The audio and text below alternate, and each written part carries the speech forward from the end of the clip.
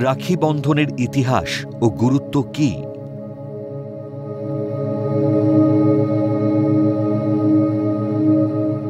রাখি বন্ধনের কথা মনে পড়লেই চোখের সামনে ভেসে ওঠে গোলাকার রং বেরঙের নানা আকারের বস্তু।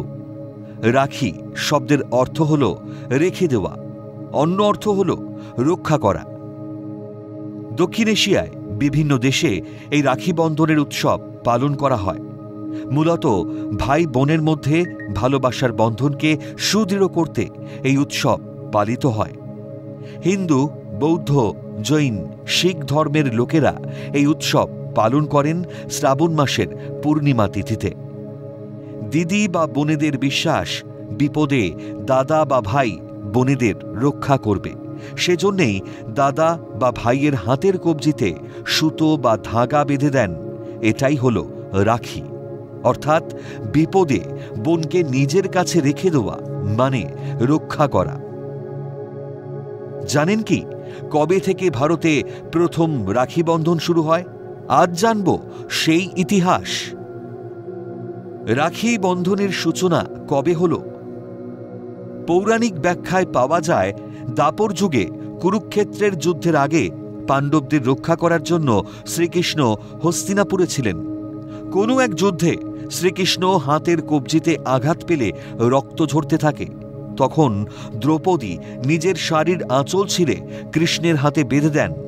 আবেগে আপ্লুত হয়ে দ্রৌপদীকে বোন সম্বোধন করেন এবং প্রতিজ্ঞা করেন বিপদের হাত থেকে বোনকে রক্ষা করবেন। সেই জন্যেই কৌরবদের বস্ত্র হরণে লজ্জার হাত থেকে বোন দ্রৌপদীকে রক্ষা করেছিলেন। অন্য গল্প এই রকম। দক্ষিণ ভারতের রাজা বলি প্রচণ্ড প্রভাবশালী ছিলেন। বলি রাজা শ্রী বিষ্ণুর উপাসক ছিলেন।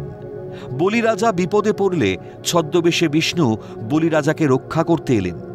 বিষ্ণু স্ত্রী লক্ষ্মী স্বামীকে ফিরে পাওয়ার আশায় সাধারণ মেয়ের রূপ ধরে বলিরাজের কাছে আসেন এবং বলেন তার স্বামী নিরুদ্দেশ, যতদিন খুঁজে না পাওয়া যায় ততদিন রাজ দরবারে থাকতে চান।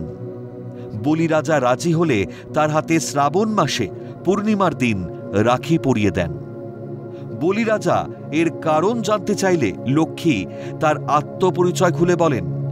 বলি রাজা মুগ্ধ হয়ে বিষ্ণু ও লক্ষ্মীকে বৈকুণ্ঠে ফেরত পাঠান। ঐতিহাসিকদের মতে ৩২৬ খ্রিস্টপূর্বাব্দে আলেকজান্ডারের স্ত্রী রোজানা ভয় ভীত হয়ে রাজা পুরুকে একটা পবিত্র সুতো পাঠিয়ে অনুরোধ করেছিলেন তিনি যেন তার স্বামী আলেকজান্ডারকে হত্যা না করেন, কেননা আলেকজান্ডারের সৈন্য সংখ্যার তুলনায় পুরুর সৈন্য সংখ্যা অনেক বেশি ছিল। রাজা পুরু তার বোনের পাঠানো রাখির মর্যাদা রেখেছিলেন। পবিত্র সুতোকে সম্মান জানিয়ে পুরু আলেকজান্ডারকে আঘাত করেনি।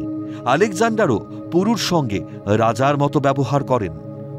অন্য ঐতিহাসিক জনপ্রিয় গল্প হল ১৫৩৫ খ্রিস্টাব্দে গুজরাটের সুলতান বাহাদুর শাহ চিতোর আক্রমণ করলে চিতোরের রানী কর্ণাবতী মুঘল সম্রাট হুমায়ুনকে একটি রাখি পাঠিয়ে সাহায্য প্রার্থনা করেন।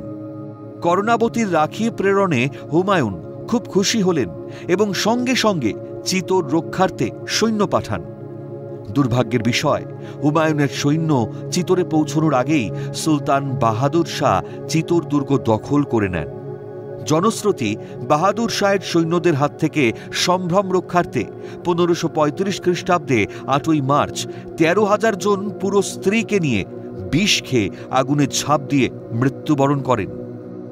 ১৯০৫ সালে লর্ড কার্জনের বঙ্গভঙ্গ আইনের বিরোধিতা করে কবিগুরু রবীন্দ্রনাথ ঠাকুর বাংলায় রাখি বন্ধনের উৎসব পালন করেছিলেন। তিনি কলকাতা, ঢাকা, সিলেটের হাজার হাজার হিন্দু ও মুসলিম ভাই বোনেদের আহ্বান করেছিলেন একতার প্রতীক হিসেবে রাখি বন্ধন উৎসব পালন করার জন্য। বর্তমানে রাখি বন্ধনের মধ্য দিয়ে বোনেদের ভাইদের প্রতি এই বিশ্বাস ও ভালোবাসা চিরন্তন এক উৎসবে পরিণত করেছে।